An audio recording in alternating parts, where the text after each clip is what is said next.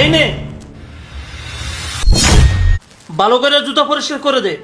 হ্যাঁ, ওর জুতা পরিষ্কার করে রান্নাঘরে গরুর মাংস রাখা আছে, গিয়ে গরুর মাংস ভালো করে রান্না করবি।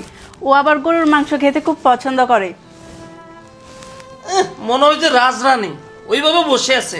এই ভালো করে মোচ।